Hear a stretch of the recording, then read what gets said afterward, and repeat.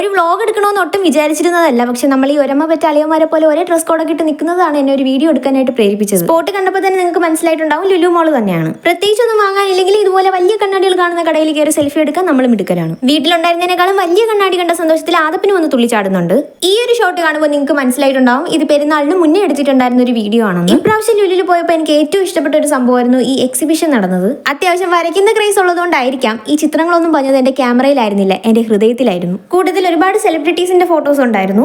കൂട്ടത്തിൽ ഇത് എനിക്ക് ഇഷ്ടപ്പെട്ടത് ഈ ഒരു സെക്ഷനിൽ വരുന്ന ഫോട്ടോസ് ആയിരുന്നു. ഇത് ആരാണ് വരച്ചതെന്ന് എനിക്കറിയില്ല, പക്ഷെ ഇതിലെ എല്ലാ ഫോട്ടോസും നല്ല അടിപൊളിയായിരുന്നു. ലാലേട്ടന്റെ ഫോട്ടോയൊക്കെ ഒറിജിനൽ ഫോട്ടോ പോലെ വരച്ചിട്ടുണ്ടായിരുന്നു. ലാലേട്ടൻ്റെത് മാത്രമല്ല ബാലഭാസ്കറിൻ്റെത് അതുപോലെ തന്നെ ശ്രീവിദ്യ മാമിന്റെ എല്ലാം നല്ല അടിപൊളി ഫോട്ടോസ് ആയിരുന്നു. പിന്നെ എനിക്ക് ഇഷ്ടപ്പെട്ടത് ഇതുപോലത്തെ സ്റ്റോൺ ആർട്ടുകളായിരുന്നു. അങ്ങനെ എക്സിബിഷനൊക്കെ കണ്ടതിന് ശേഷം കുറച്ച് ഫോട്ടോസ് ഒക്കെ എടുക്കാമെന്ന് വിചാരിച്ചു. പക്ഷെ എപ്പോഴും സെൽഫി മാത്രം എടുത്താൽ ശരിയാവില്ല. അതുകൊണ്ട് തന്നെ അവിടെ നിന്നൊരു പയ്യനെ കൊണ്ട് നമ്മൾ ഫോട്ടോസും വീഡിയോസും ഒക്കെ എടുപ്പിച്ചു. ഇത്രയും നേരം നടന്ന് തളർന്നതുകൊണ്ട് ഇനി ഉള്ളിലേക്ക് എന്തെങ്കിലും ഇടാന്ന് വെച്ചിട്ട് നേരെ നമ്മൾ ഫുഡ് വാങ്ങാനായിട്ട് ഹൈപ്പർ മാർക്കറ്റിലേക്ക് പോയി. അവിടെ നിന്ന് നമ്മൾ കുറച്ച് കട്ട് ഫ്രൂട്ട്സും 2 പീസ് പിസയും അതുപോലെ തന്നെ ഒരു നൂഡിൽസും ആണ് വാങ്ങിച്ചിട്ടുണ്ടായിരുന്നത്. ഈ 2 പ്രോഡക്റ്റ് വാങ്ങാനാണ് ട്രോളിയും ചുമന്നുകൊണ്ട് പോയതെന്ന് നിങ്ങൾ ചോദിക്കരുത്.